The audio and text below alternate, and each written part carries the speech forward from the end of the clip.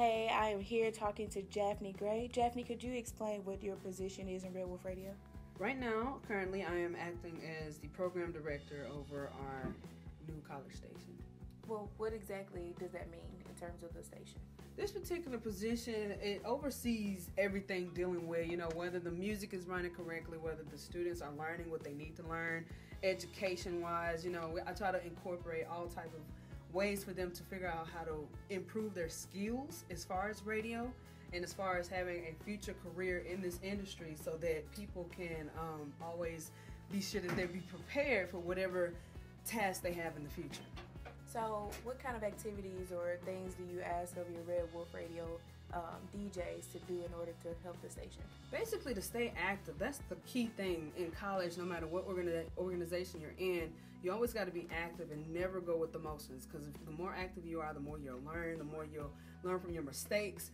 And I encourage them not only to go out and learn how to communicate, be better communicators in this world, because that's what our industry is all about, is based off of communications. If you can't communicate, you don't have a job. So I encourage them to go out there and find ways to introduce themselves to other people. Tell them who they're with, who they are, what their personality is like, what they want to do, how can they make their lives better, different things of that nature. But either way, having them go out and actually participate in real life remotes and breaks and producing their own PSAs and different things like that. Like I said, it's improving their skills and it's creating them a resume reel in the long run. How did you get involved with Red Wolf Radio?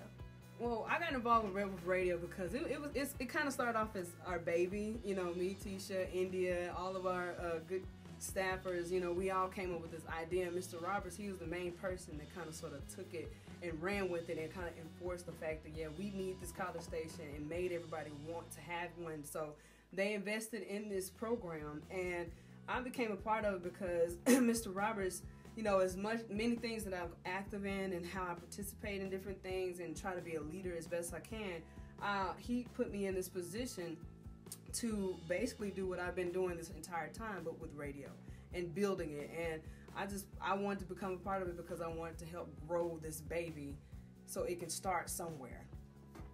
So with your radio expert experience, how has that helped you to kind of help grow and develop Red Wolf Radio further?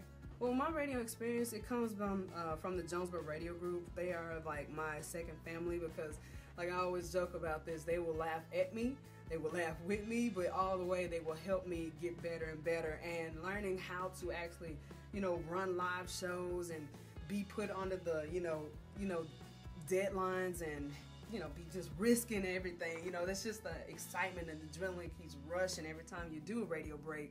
So, I took the skills that I learned there as far as creating and branding my personality and brought it here for Red Wolf Radio.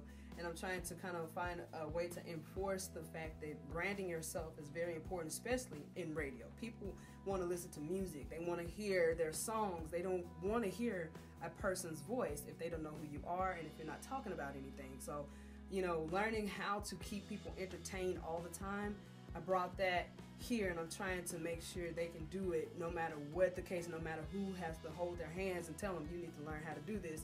They will be able to do it no matter what. With all of the firsts that have happened in the first full year of Red Wolf Radio, and with your impending graduation, what kind of goals do you hope that Red Wolf Radio will succeed in once we leave? More listeners. That's a big thing. Is getting us out there. We're making some noise this year. It's going to be an uphill battle for the next couple years probably, because a lot of people, they don't know exactly what this is just yet.